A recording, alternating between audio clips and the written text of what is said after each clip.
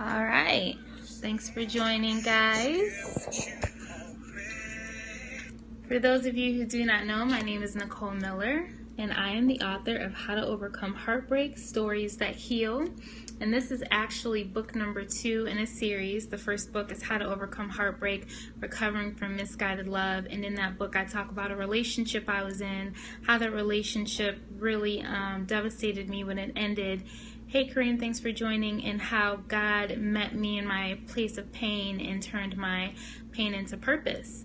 And the second book is actually a compilation of other people's stories as well as my own of how they overcame heartbreak. So if you're interested or you know someone who is in need of this material, you can go on Amazon. You can also visit the website, overcomingheartbreak.net. You can email me if you need additional information, Nicole Miller at overcomingheartbreak.net. And you can also follow my blog, betterthanwine.net. Nice meeting you, Amid. So what I wanted to talk to you guys about tonight, and I know it's been a minute, so thank you for bearing with me and being faithful, is the purpose of the winter season. Yesterday at my fellowship, several of our members were just sharing about a period of career transition that they're facing, and we kind of dialogued about how in the spirit that can be looked at as a winter season. And I know that often, the winter season causes us to kind of wait and be at a standstill. And we can be moving forward in certain areas of our lives, but in these particular areas, we're just kind of waiting, and that can be frustrating. And as I mentioned a little bit before, from a natural standpoint, the winter in the natural can kind of give us a glimpse of winter season in the spirit. And in the natural, we know that nothing is really growing, nothing's flourishing during this time. And a lot of times things and plants are dying. Trees are dying and they're losing their leaves as a result. And so that allows me to pose the question that if you're going through a winter season, could it be from a spiritual perspective that something in you is dying as well? So as we see in the natural, things are dying. Could it be that if you're in a spiritual winter season, things are dying in you as well? I wanted to give you guys a personal story. Several years ago, I had my second bout with unemployment in my own career, and I remember going to the bank, and I was so racked with fear and anxiety because I didn't know where my next paycheck was coming from, that I emptied out my savings. And the bank teller looked at me like crazy. She was just like, why, you just got laid off, or you just recently became unemployed? Why are you emptying out your whole savings? Well, for me, it was just kind of like, well, I need to, because I don't know when I'll have money to do X, Y, and Z. And the real issue was just that I didn't trust God to provide. I was so stressed during that time that I actually lost my hair and I had to get a haircut. That's how stressed out I was. But the good news is that God helped me to overcome a level of fear and anxiety during that time. And so even though when that period, what I will call a winter season, began, it racked me. I lost my hair. I emptied out my savings. I was so stressed. And this is all for no reason, people. I ended up being fine. God provided. But during that time, by the end of the season, I had an increase of faith. I had learned how to trust God during that time where I couldn't see where my provision was coming from. And so even though I started off in that season full of fear and anxiety and doubt, by the end of that season, I learned to wait on God. I learned contentment. I learned peace regardless of my circumstances. So I want to ask you guys, can you think of things that are functioning in you that are not like God, that He could be trying to kill in you during a winter season? I know for me, He was killing anxiety. He was killing fear. He was killing doubt. So it had its purpose. It wasn't just for me to feel uneasy, to not be, employed. It was for me to learn and grow through that time. I know that winter can be a time of also just going deeper and strengthening those weak areas. When I was unemployed during that time, I spent hours and hours in worship. It was such a beautiful time with God that I have not seen that type of worship in a while, at least a couple of years. But I had the time to, and I was able to serve in my church.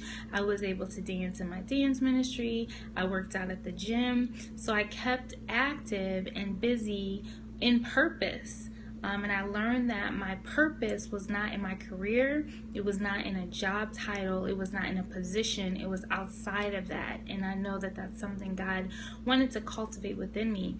So that winter season, it was a time of growing deeper in areas that were shallow. I was able to grow deeper in worship and deeper in my faith.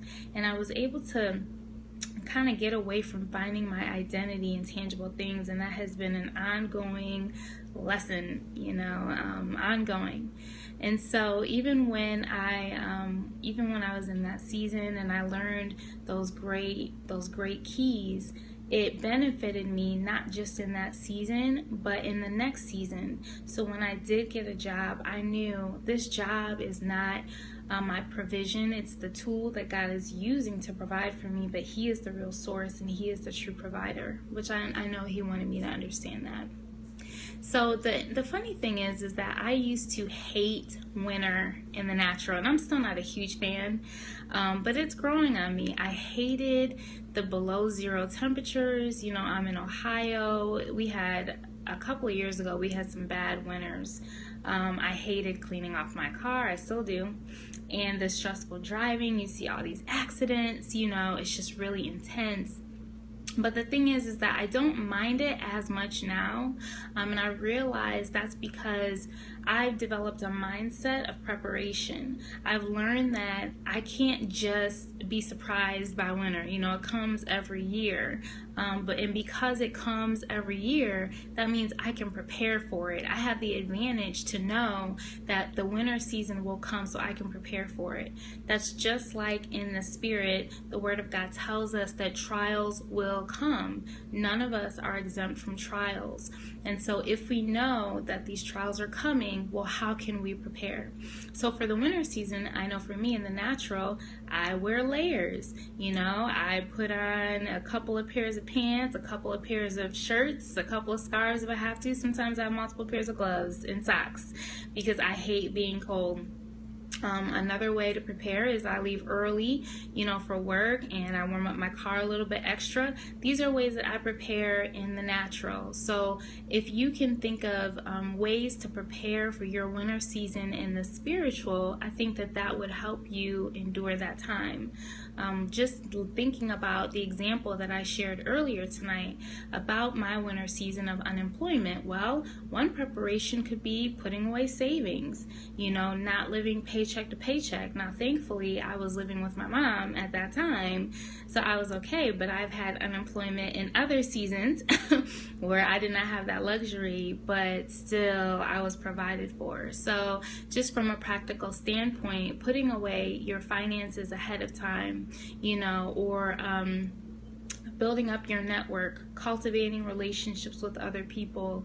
A lot of my career opportunities and other opportunities have come through my community and just people that I know. So those are just a couple of practical tips. But I know for me, what I've learned by going through a few winter seasons is that the winter is not going to change. You're going to have to change. You're going to have to find joy and contentment in the snow, in the cold, in the stressful driving, and in the spiritual winter seasons. And I pray that God would reveal to you areas that you're able to do that in. And just remember that winter is just a season, whether it's in the natural or in the spirit. It is just for a season, and it's important that you find the tools that you need to keep you in the winter that you can also use going forward when the season changes. So if there are things that you had, that you had wanted to do, but you never had time to do in your winter season, that you might have the time to do those things. You may be able to check off your bucket list you know, whatever your winter season looks like. Maybe it's a physical ailment, you know, maybe it's, you can use that time to go deeper in God. You can use that time to build closer relationships with loved ones and church family. You just never know how God will work that for your good. And so my encouragement is for you to accumulate those tools so that you can use them in your future journey, so that when the winter season ends, you're ready and more prepared for the next season and for the next winter season.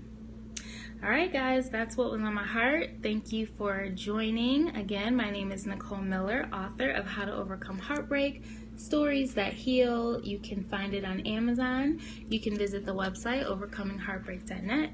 You can visit my blog site, betterthanwine.net. And you can you can email me, NicoleMiller@overcomingheartbreak.net. And for those of you who are in the Cleveland area, I will be doing a speaking engagement at Lakewood Library in Lakewood, Ohio, off Detroit Avenue. And I will also be selling books there. So I would love to see you there if you're in the area. If you need to learn more about that, you can visit my blog site, betterthanwine.net, and there's a page that actually talks about book events that I will be attending. So have a blessed day. Enjoy the rest of your winter evening, and feel free to reach out to me if you want to continue this dialogue. Thanks for joining, guys. Thanks for joining.